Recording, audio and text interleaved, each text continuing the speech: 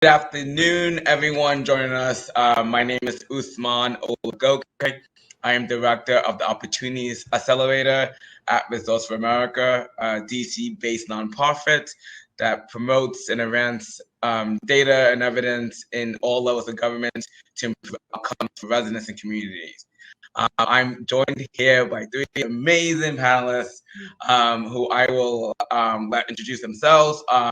We're going to do name, where you're from, role in your entity or organization, and then share a picture of what a resident-centered approach to driving local solutions means in your specific community. And we're going to start with Allison. Hi, I'm Allison Fouché. I'm the Deputy Chief Communications Officer with the City of Memphis. And let me show my picture. We were working on do you see the picture yet? Let's see, hold on, user, here we go. Do you see, everyone see the picture? Okay. So we were working on our master plan for the city of Memphis. We had not had a master plan in almost 30 years. So we took to the neighborhoods and we had residents in different areas give us feedback on what they wanted and what they saw and what they thought that their neighborhood should look like in creating a master plan for the city. So this picture to your left, there is a city council person, Councilman Smiley. To the center is South City's. She's a community, her name is Rashawn Austin. She is a community advocate.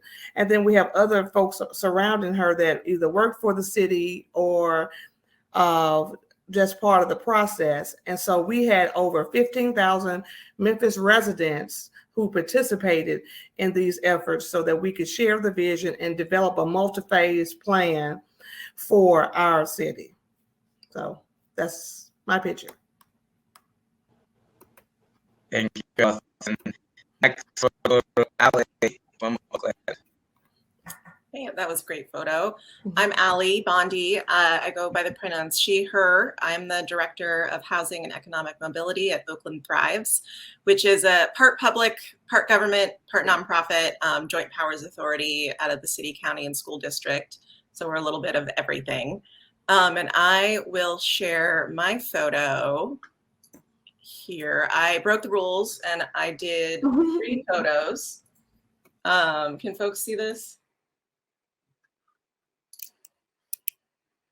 Okay, so this is the East Oakland Neighborhoods Initiative initial visioning session on the Better Neighborhoods, Same Neighbors project, which had a really robust community engagement piece.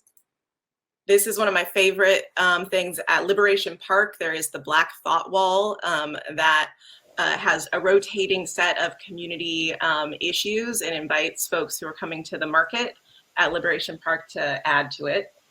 And then in Oakland, we also view protest as a form of citizen and resident engagement. So this is one of my favorite images from summer of 2020, Brianna Noble riding on the horse, Oakland grown equestrian. So Allie, can we see the photo? Because I don't see it on my end. Oh, thank you. Okay. Thank you for speaking up. I appreciate that. Okay.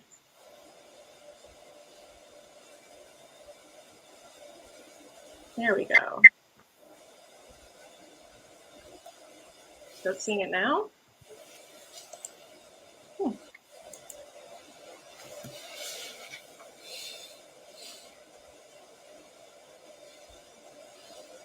right.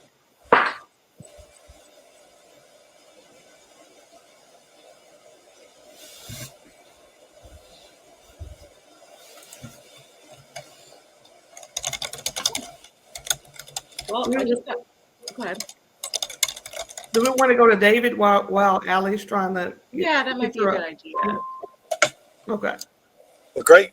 Good afternoon, everyone. I'm David Marquez. I'm the Executive Director for Economic and Community Development in Bexar County, which is San Antonio, Texas. Perhaps some of you have been here to our beautiful Riverwalk and come and visited our city.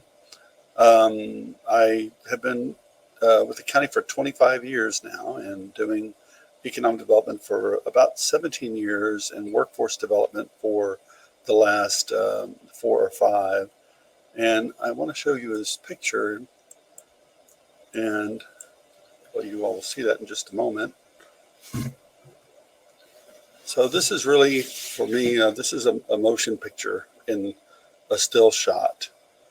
So I love this picture for a couple of reasons. One, I just love the intensity of the little guy with the SpongeBob sweatshirt on. This was at a public event that one of our commissioners held on the south side of Bexar County, which is a lower sociodemographic area of our community. And you see the young man there, Carlton Teal, the person who's demonstrating this robot to this young man, and you see the 4 young ladies behind him. I have some other pictures where they're all taking a turn as well, but I use this picture to kind of demonstrate the way that we approach community input in program design. You sort of would ask yourself, well, who's the most important person in this? Who are we really designing for? And it's very easy to say that the young SpongeBob kid is the most important, and he's obviously very important. The young girls behind him are equally important. But from the county's perspective, the program design really revolves around Carlton.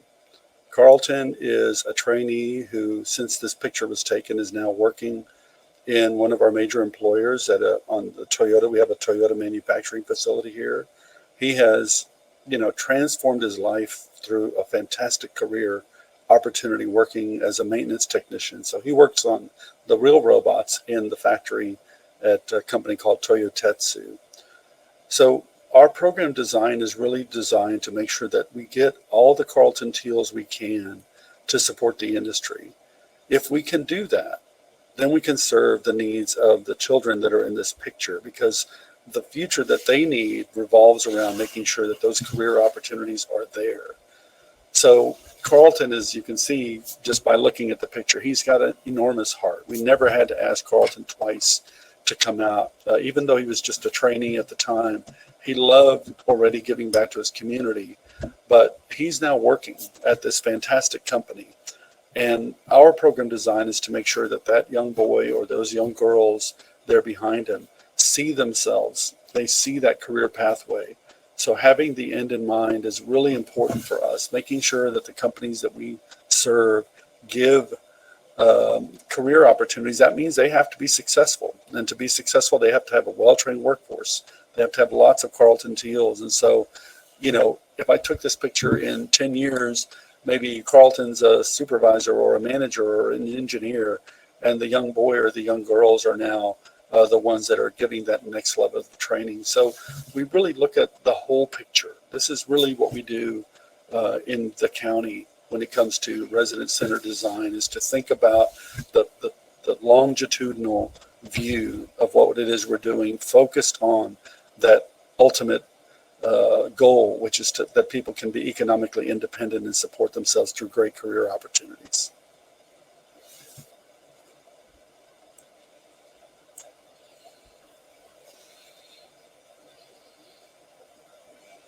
We can't hear you, Uthman. So you'll have to do an interpretive dance, I think. Nope, still can't. Yeah. No, you're still muted, Uthman.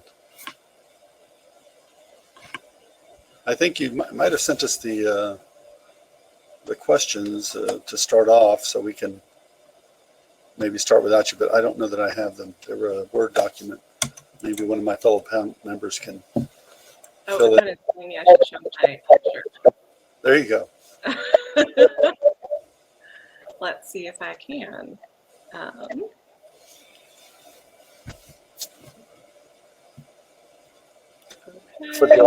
I did put it in the chat for folks, just in case we don't get it, but here we go. Let's try. No, it's still saying I'm not allowed to share. Well, audience should know that. One of the questions I see: how do you think the use of data and evidence and technology has made partnering with the community and co-designing with residents easier, or has it made it harder? That was one of my questions that I have. I am a marketer by trade. I'm the communications director, deputy for the city, but I'm a marketer, and everything that I do has data that supports it.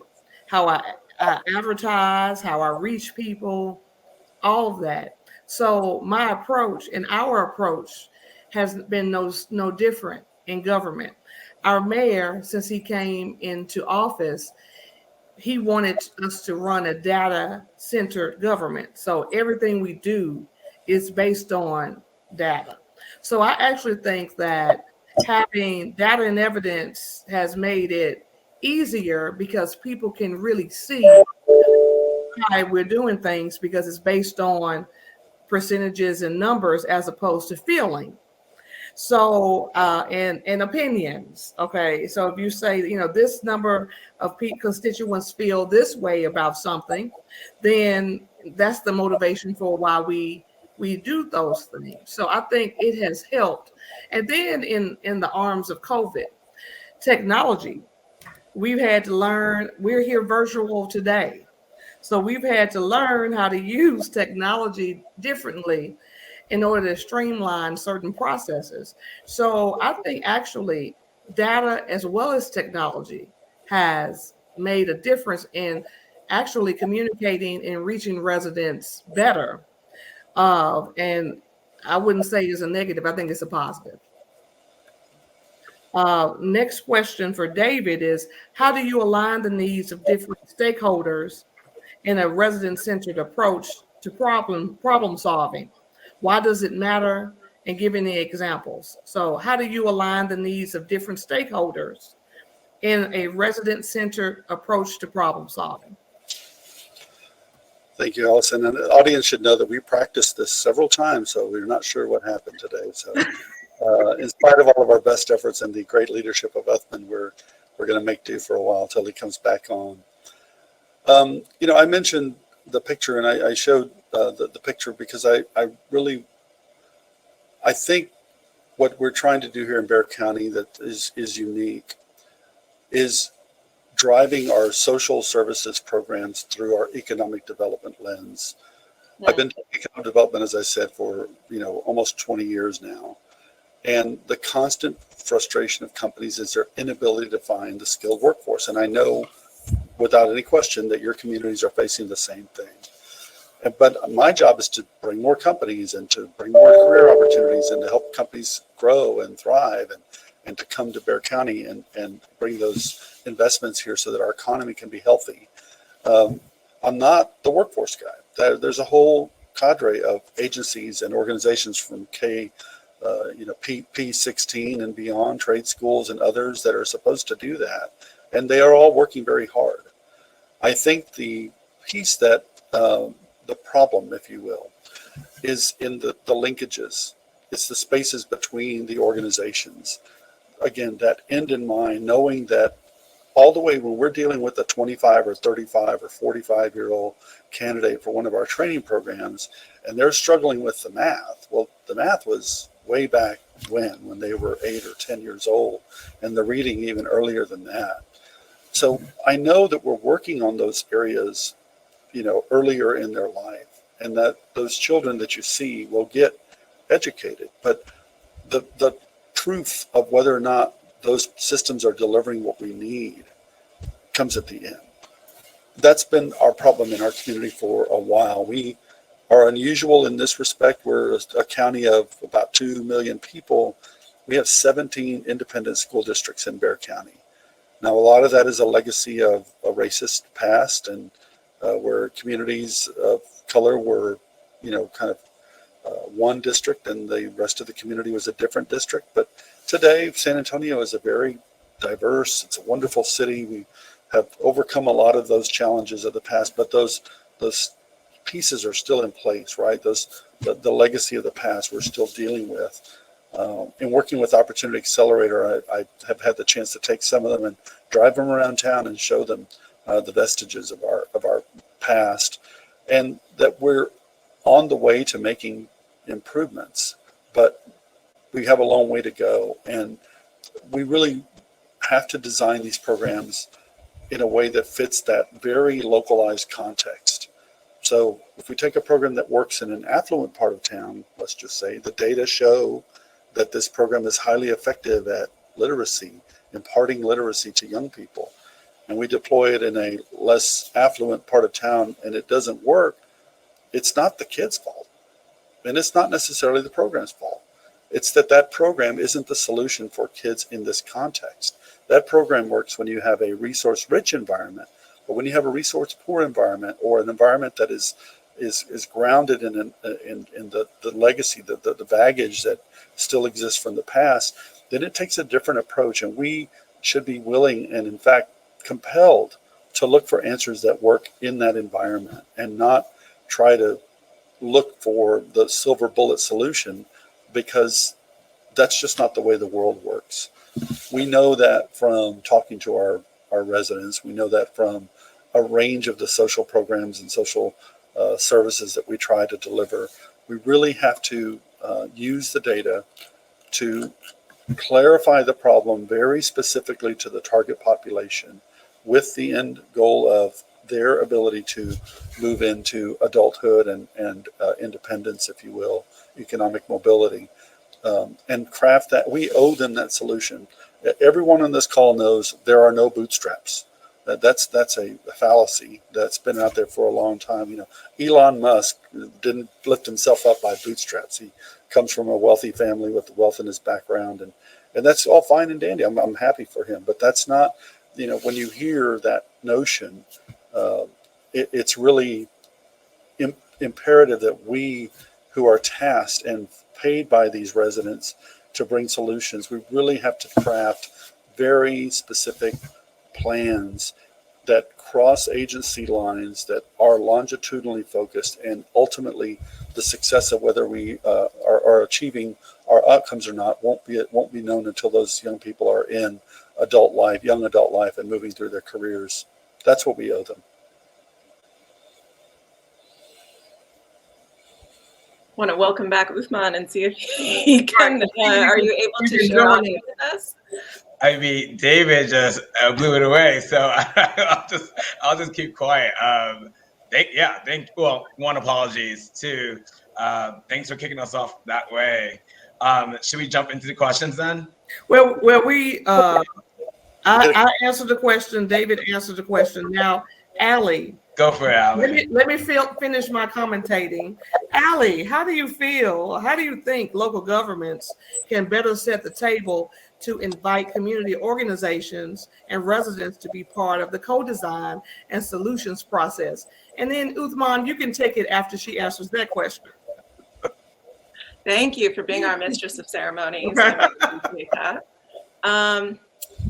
Better set the table. I want to step back and think about like what we mean when we're talking about resident-centered design, because I think the first thing it's helpful to do is to figure out, okay, what do we mean when we say resident? Like who are we talking about? And to me, and in Oakland, generally, we're talking about the people most impacted by the issue that you're trying to solve for, basically, or the issue you're working on. So I think, you know, when it comes to setting the table better, I think you have to build an infrastructure as either government or nonprofit, because we have, you know, nonprofits in Oakland do a ton of engagement themselves. Government's not the only one doing that. Build an infrastructure that, you know, one, compensates people for their time. This is intellectual labor that community members are doing for the betterment of your organization or your government, to, you know, make it accessible, language, childcare, all that. Don't hold it at City Hall when it takes the community you're working with 2 bus transfers to get there, which I still see all the time. And you know, be in that community before you're there to ask for something. Don't just drop in and drop out.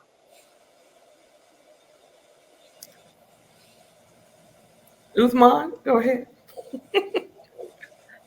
Thanks for that. And I think, Ali, you're right. Maybe we should set the table by trying to unpack what do we mean by co-design, what do we mean by resident-centered approach. I know at Opportunity Accelerator, the work we do with all your communities, Memphis, Bexar County, and Oakland, when we say co-design, we mean building authentic partnerships and relationships between government, communities, residents.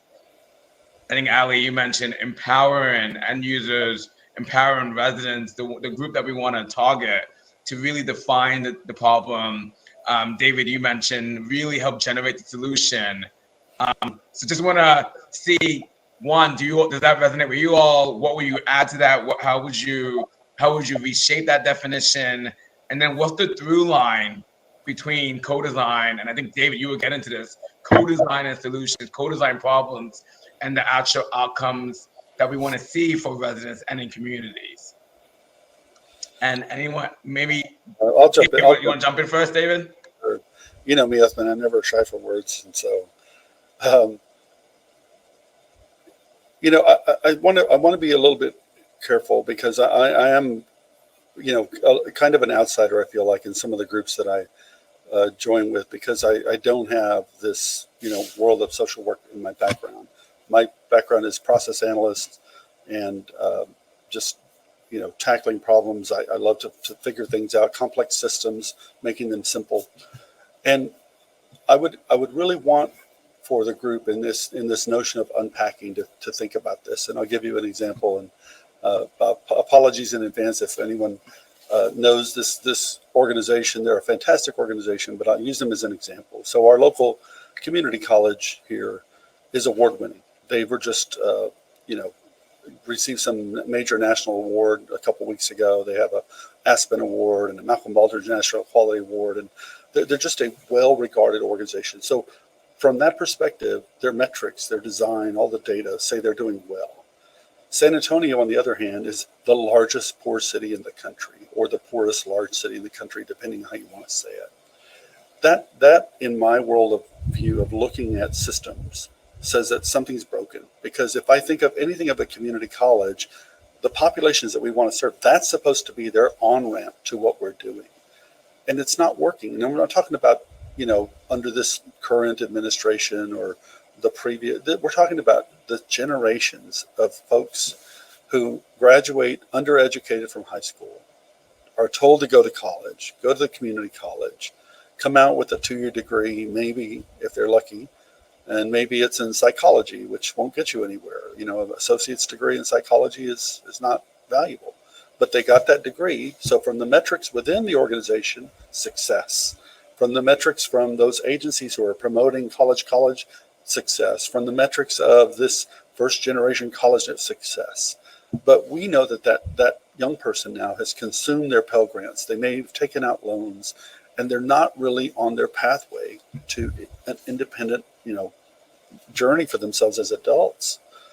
So that just points to me to the need. Now I know where I'm looking for the data. I want to see data to illuminate this incongruity that I see at the system level so that I can begin to drill down and get to the root cause. I know we use that term a lot, and I know everyone here is interested in that, but looking for the root cause of this persistent poverty. Is it housing? Is it underemployment? Is it, what is it? It's any and all of those things, but ultimately the results we're getting today stem from the system we have today.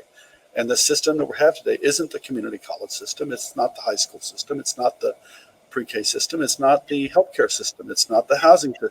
It's all of those systems working together on these families that are producing the results that we're not satisfied with.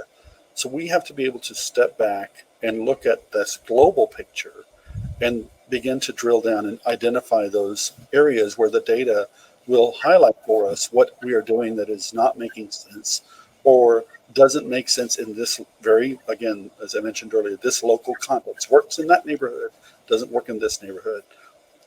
Works with this population, doesn't work with that population. We are committed in my department and at the county to breaking through this once and for all, to no longer, to at least see the numbers trending down because they've been stable as a rock forever. again, in spite of having great success on all the programs that say we're going to graduate more kids, we want more kids to go to college, those numbers go up, but the poverty remains the same. And that just strikes me as perhaps the metrics are wrong. The data is being misinterpreted, being read incorrectly, or in fact is not valid. And in your, I guess, the definition of co-design, I feel that co-designing helps create more authentic results. Because if you include and you're being more inclusive of what's going on, utilizing data, utilizing perceptions and feelings of residents, if you're doing all of those things and you're building consensus, you're going to be able to get a more authentic and a more just overall, I won't say feel good, but it makes everyone feel that they were heard at the end. So in our work with Opportunity Youth, as you know, Uthman, when you were here, it was good to be in the room with the kids we were targeting and to hear firsthand what are some of the challenges they're having. How can we help them? How do we reach them? How do we talk to them? How do I send an ad out that reaches them and go not without going over their head? And you know, we think we mean well. You know, we're judging, they're judging our behavior, not our intention. Our intention is good, but the behavior of how we're trying to engage with people may not necessarily hit the mark. So in developing a more resident-centered approach to everything that we do, we include data, but we also try to include the residents, because we're trying to really create a solution and not just and build consensus and not just say we're doing something. So, yeah. I agree. And I would also add, like, in the perspective of Oakland, where, you know, there's been a Oakland residents, specifically like Black Oakland residents, have been pushing for 70 years, 80 years, you know, for more co-design, I guess, for lack of a better term. And we've done some of that, not as well as we should or could, but even, you know, we had one of the first community action partnerships in the country in the 80s when those were a really big deal. And yet our outcomes are still our outcomes, and our disparities are still our disparities. And, you know, there is this, you know, I think collectively in Oakland, like, we're looking around and we're sort of like, everyone in the community is tired of community engagement at this point. They are like, I am over engaged. Even if you pay me, I don't want to go to your stupid session. Like, stop asking me the same questions if I don't see results. And that is totally fair. And so I think the conversation is just it's about power shifting. It's about, like, okay, we can co-design, we can do all of that, but if we're not at the end of the design process leaving that community more powerful and more able to self-determine and have, you know, a voice in how whatever the program that was designed is implemented and funded, then I think we're just going to keep seeing, you know, more of the same, which is, you know, not acceptable to anybody. Thank you all that. Yeah. If I can jump in with Allie's point, it's funny to hear you say that, because you describe exactly the situation that got us into the workforce area as well. We have, I don't know, 10 or 15 major initiatives underway that deal with workforce, and they all want the companies to come and show up, just like you're describing with the constituents, the burnout. And the reason they're burned out is exactly the same reason. I'm not seeing results. I'm happy to participate. You know, guess what? I really am looking to hire people. It's not that I'm not willing to hire. I'm not the problem, because I've got positions today that pay a great wage and a career path. I have all of that today. So I'm not the problem. The problem is the system that's supposed to deliver them to me. And that was how we got involved after so many years of frustration with the system that's supposed to help individuals, our residents, find their way into these great careers, underperforming. I took a step back and looked at it. And it's not that difficult to begin to see that those systems are not designed for that outcome in mind. There really aren't. It's so as much as I am a fan of, and I understand the resident-centered design and getting the feedback, but residents can't possibly know what those systems, how they function. We owe them that part of it. We owe them that work, because that's really the same sort of bootstrap thing, like, you know, helping them help themselves, but they can't from where they're starting. And frankly, for most of us, we didn't start there either with a bootstrap. We were helped, you know, into the careers that we have. So can we do that at scale? Can we do that at a community-wide level? Yes, we can, but not the whole community. Finding those pieces and understanding them and working on it. This is a very Japanese Toyota sort of way, right? Incremental improvement over time, looking to see, right? Learning and taking all that learning and taking all of that feedback from the residents that you serve and the companies that you serve and the educational partners and the nonprofits that you serve. We, on our side, who are charged with this type of work, have got to be better engineers, if that's a good word, to help to craft that package that will actually move the individual from underemployed or unemployed to gainfully employed, from homeless to properly housed and able to be self-sustaining, right? All of those things take time. I've been very fortunate. The county government here is very stable. They take a while. If you're chasing that silver bullet, you're going to fail every time. But you know, we can do this, and I know that what makes me the most excited and why I'm so passionate about it right now is we have at our disposal as a generation something that our forebears, predecessors never had, and that's data. We have data. It's not on a paper survey. It's not in someone's spreadsheet somewhere. It's readily available. We can leverage this data to inform what we need and really bring together some solutions. And I have a question, because I'm so glad to be on this call with folks from, different parts and different regions. And Memphis is a place where we have good culture, good food, we have different things going on, but we have a lot of poverty. About a fourth of our population is in poverty. So I'm playing devil's advocate here. You know, we've packaged programs and we've tried to deliver those. We've given them incentives. We've given them transportation. What part of that becomes self-accountability and how do we help motivate those who may be hopeless in trying to have a better outcome for their life and just for their community?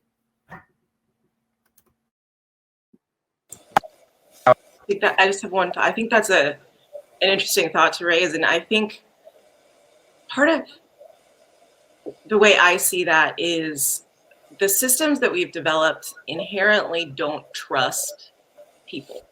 Like they're built to not trust families to make decisions themselves, or it's this very patriarchal or system, well-meaning in many places, of course. And I think there's downstream consequences to creating a system like that, where when communities have the tools but don't feel empowered or don't feel hope, don't feel was it self-activated? I forget what term you used, Allison. I think part of that is a symptom of the system that we've built being telling families living in poverty that they are lesser than and are inherently not as intelligent. So I don't know what to do about that except like big structural narrative changes, like lots of, I do think like lots of systems work to me comes back to narrative change work. Yeah, so Ali, I think you're broaching into another topic which is also fundamental to our work, and that's the political side. Let's face it, that the reason why much of that bureaucracy that you're describing about not trusting people exists is because no politician wants to have to answer that reporter when they say, hey, this guy took your grant money and bought a jacuzzi with it or whatever. And so to prevent that, everyone has to suffer. But it's really at its heart, it's a politics issue. And I mean, in that case, the Republican, the electoral politics of it, that whole world where people are moving themselves through elective office. That's a very challenging part, and drives us to do things that are not common sense. In fact, they're often antithetical to what we really say we want. I'm not saying I have an answer. So far, the answers that I've found are, to be successful. I also take lessons learned from a very successful businessman locally who always advised me, start small, nurture your little program first. Don't let the politicians have it yet. Nurture it, keep it in quiet. Don't get too full of yourself. Don't go for that big, presentation or award or newspaper cut until you've got some strength, because that political machine and the media machine will just eat it up. And that's I understand that. I'm not faulting. I wouldn't want that question asked of me either if I was a politician. But the counter effect, we have a terrible problem in my community with child abuse and neglect. And God forbid that there is a high profile child murder. It just shakes the whole system up. Everyone overreacts to that. It's terrible, right? It's a terrible tragedy. But suddenly everything that we're working on gets disrupted because nobody wants to be, facing that again. And that kind of just jerking reaction to these systems is a real challenge for us, I think, and results in a lot of these things that you're talking about. Again, I'll just use the global term, the bureaucracy of making sure that we're, not getting cheated, or, all of those, the lack of trust in people, to not allow them to have to really monitor and manage that.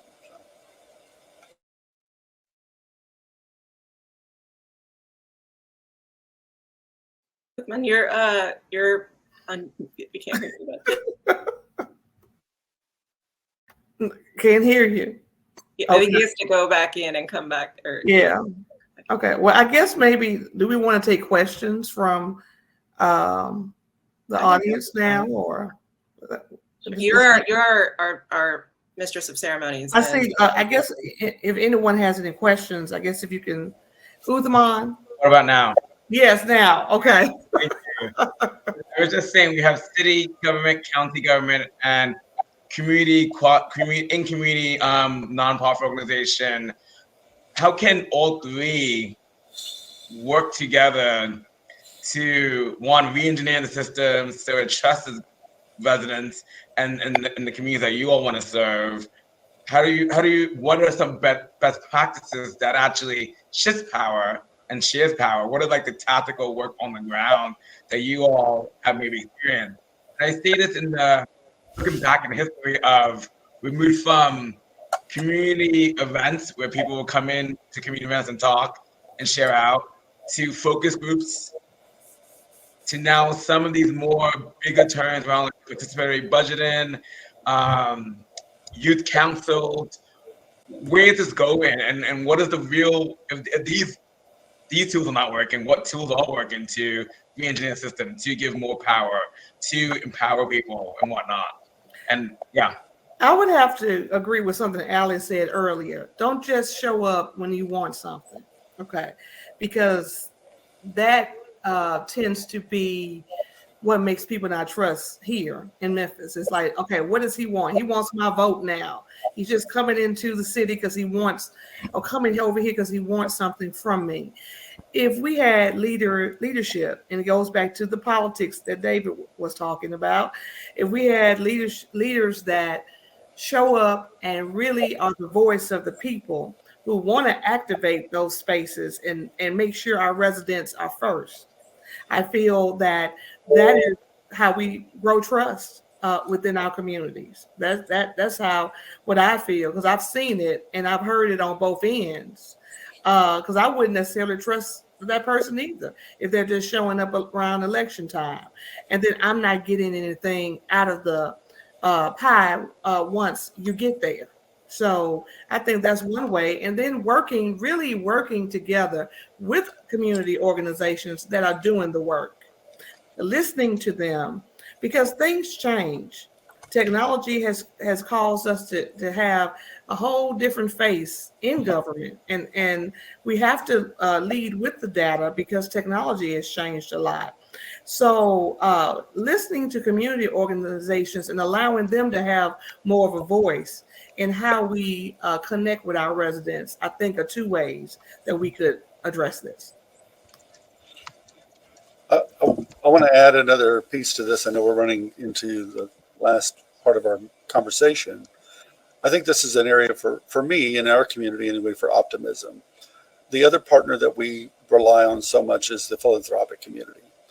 I mean, the philanthropic community is funding OA, right? The Opportunity Accelerator Group. Mm-hmm. And so I've seen in my lifetime this shift from, just throwing money out the window to throwing money out the window where they thought they want, some social cause that they cared about, to throwing money and investing it into areas that affect them as a company or as a foundation that's in line with what they, set out to do. And I think we're finally reaching a new phase in this philanthropic world where they're looking for honest to goodness results and outcomes. And so this is another opportunity for us to say, all of that mistrust that you had of the public, or that forced us, because we respond so much, right, to the grant and other constraints that world puts upon agencies as well. So I think having a good, honest conversation with them as well, because the reason why these shifts are happening is they're not satisfied either. So I think we're at a moment where, with the right data and with the right message and the right narrative, we can start to finally do those things that we know we need to do, but we were hindered in the past because of a lack of data or political pressure or the funding that would force us to do things that didn't make sense. And so I would encourage you to find the helpers, in your community, the funding partners, the philanthropists who are, I think, looking also for a new model that involves more resident-centered design, participatory design, all of those things. And again, don't forget the group of stakeholders and the ultimate employers, the other end of the spectrum, because they're equally frustrated with all of this.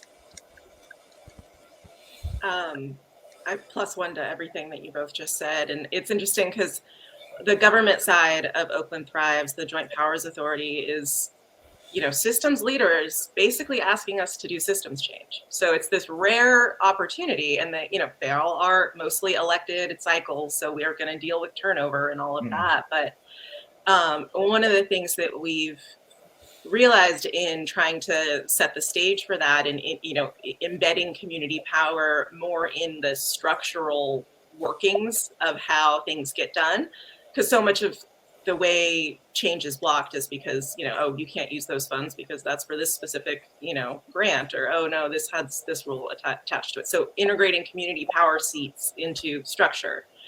You have to not just do the relationship building and personal coaching and work with the community members, you have to do them with the positional leaders too. Sometimes even more so, which is unfortunate to be devoting resources towards that. But when you're asking someone who, and I'm not talking about anyone specifically, I don't want to get fired, but when you're asking a group of people who have been told for their whole lives that this position holds this power, and then they're in that position, it will take a therapeutic process almost to get them to, be okay with relinquishing that power. So I think decolonized design does a lot of good work on that kind of both sides of the power sharing puzzle. Yeah, I had an interesting meeting the other day with a lady who runs an organization that's in the youth mental health space. And, much of the conversation was around the dysfunction of the youth mental health system in our community. And I said, well, isn't that kind of ironic? Because, your whole education is around solving and finding ways to, but y'all don't get along and you don't really work as a team or a family, so his physician heal thyself kind of thing. But I wasn't picking on her because I get it. It's true for all of us. We don't work all that well with the city. We do in some areas. Some areas we're very cooperative with them. But I think you're right. As much as I understand that this session, and a lot of the conversation is around resident input and resident-centered design. But we got to look at the system. We have to look at it. We own it. I'm in a position of authority here at the county, and you all are in yours as well. And it's, again, I can't expect the residents to know or to have the time or even the mandate. That's my job, is to deliver to them, that kind of system. And I have to be honest with it. I try, as I know you all do, to be open to criticism, not of me as a person. I mean, if that happens too, great. But if I'm wrong, then show me where I'm wrong, because I don't want to be wrong. I want to be moving in the direction of correct. And that takes a lot of honesty and courage and fortitude and insight, and data would help all of that, because the data ultimately will tell us, more and more what's right and what's not right, if we look at it objectively and honestly, and all of those sorts of things. And David, I would add to that. That's something my father would always say. The main thing is to keep the main thing the main thing. Yeah. And the main thing is the resident. It's who we are. What's your target audience? And a lot of times we lose that focus, and we're trying to do something different or innovative when that particular community may need something more simplistic than what we're trying to do. Like, I just really wanted this. I didn't want that. So oftentimes, and that's what you said, keeping the resident or keeping the community first and the focus, the target of whatever the process or program or systems are. I think that creates a win-win for us all, but we often veer from that because we're thinking that, maybe that's not what is needed. So I agree with what you said as well. But, if we even, it's just like, I look at things just like a marketing person would, because I am one. So the first thing I start off with is what? The target audience. Okay. And if we can get into that, into their shoes, walk them out into their shoes, I think we can deliver better outcomes. Well, Allison, I want to catch on that, because, again, I know you jumped into this panel at the last second, but when I think about marketing and I think about our target audience, much of our marketing in our community is really built for someone like me. In other words, or the politician. It's not really hitting the audience that I really want to hit, right? It's not hitting the right channels with the right message in the right format with the right influencers or people. I can talk a good game all day long, but the difficulty I have getting people to want to come into programs that they should want to join, right, is that I'm marketing it in the wrong way. I mean, I just, as in my department, just hired, got a position to help me with that community engagement side. And as crazy it is, I'll never be successful if I can't get my, the message into the right ears in an actionable way. And that actionable way might be something that is completely, like, I'm thinking, wrong answer for me. I would not, but I'm not the audience. In fact, if it makes sense to me, it's probably not the right message. And it's just like I do a lot of recruitment for our police department. I do all the advertising and the targeting for that. And then I will hear, I didn't see the ad. And I said, well, if you saw it, you were, then I didn't target right, because you're not the target audience. The target is this age group. And then I've talked to people on what their behaviors are so that I can make sure I'm reaching that person. So, if we take more of an analytical approach to how we're reaching residents and saying, what is it that they want to see? Not what I want to see. What is it that they want to see? It's kind of like your children, right? They look at things totally different than we do now. And so I think that would help in trying to reach your audience better, is remembering who we are targeting at the end of the day. It's not us, it's them. Thanks for that, everyone. I'm going to take one question from the chat. Let's see. I'm going to take from Sarah. Do you work with community outreach groups, NGOs, or other organizations to reach people equitably, or do you do the outreach yourself? If you work with outside organizations, how do you vet them to make sure their process walks the walk of equity, shares your values, and actually reaches the people you want to co-create solutions with? So essentially, what's the process you use to vet and partner with community organizations to do outreach, to do co-design with residents if you outsource that to other organizations?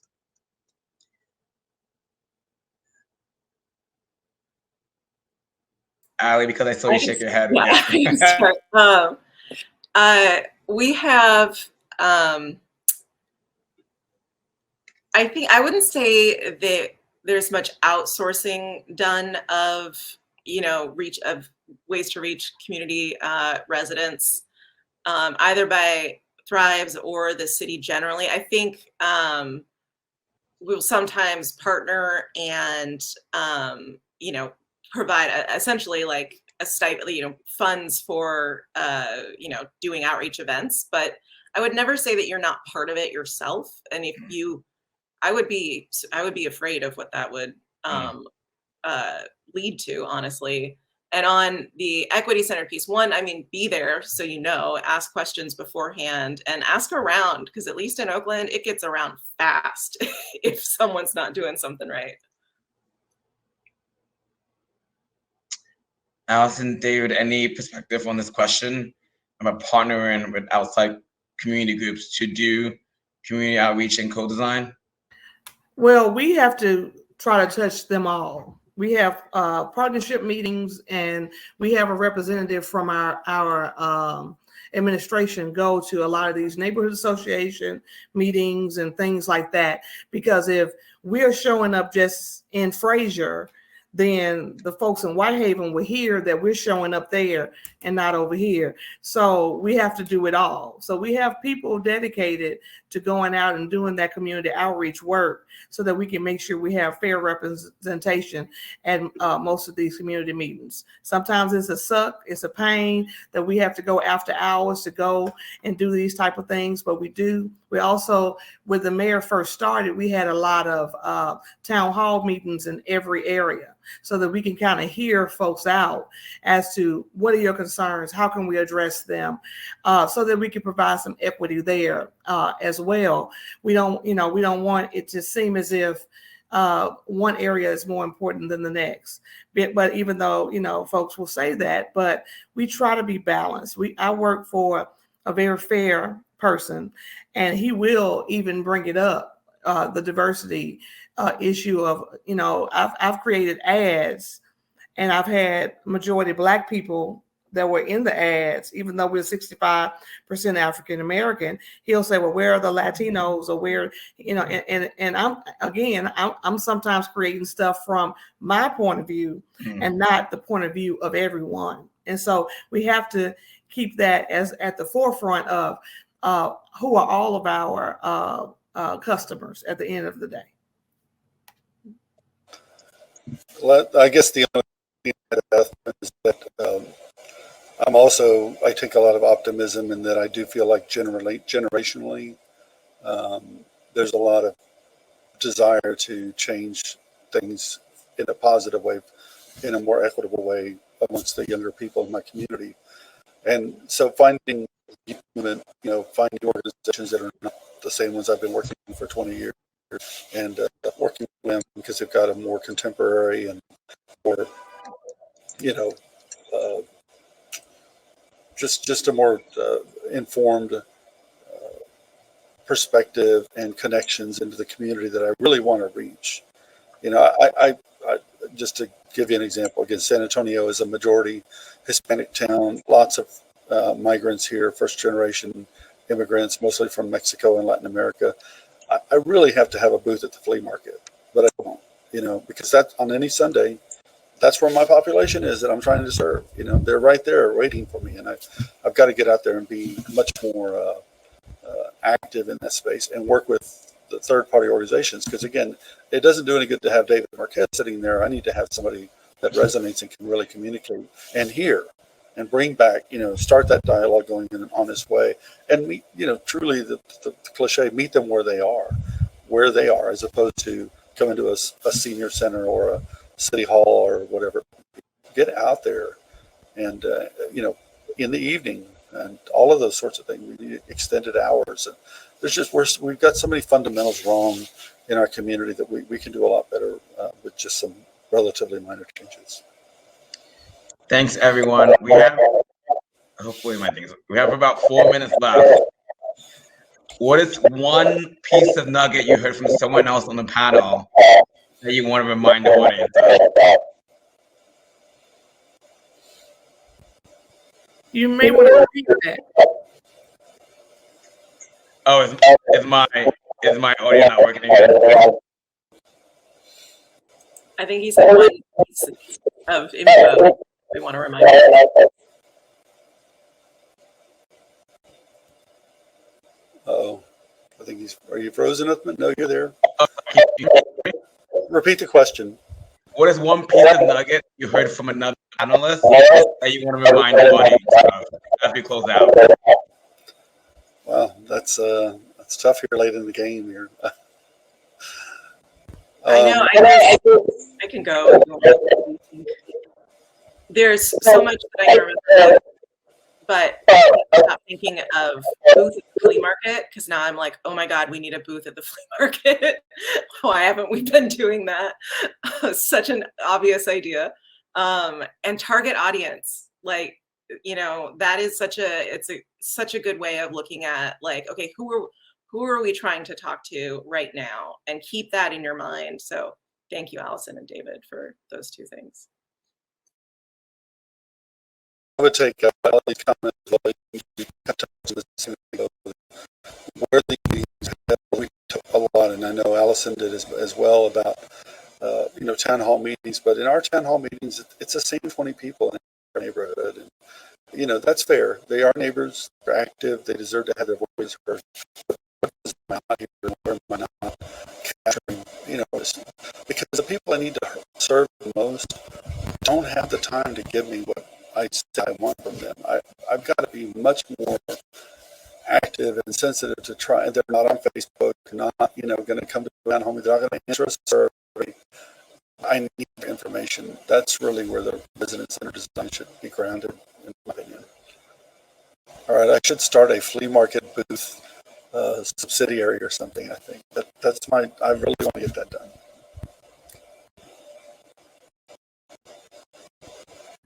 Well, I guess I want to leave with because oftentimes in government, the squeaky wheel gets the oil. So we need to also understand that sometimes all wheels that need oil do not squeak. So we need to figure a way to touch everyone with the systems and the programs and everything that we need to share with our audience, because it's always one community member that may be in the background saying, I need this, I need that, but someone over here may not want to say that, but we have to be a voice for everyone. I want to thank you three, David Marquez, Allison Fouché, David Marquez from the Bexar County, Allison Fouché from the city of Memphis, and Ali Bonnie from the city of Oakland Thrives, for joining us today at the CFA Summit. I hope everyone enjoyed. Thank you all. Enjoy the rest of your day. Thank you. Love talking with you guys.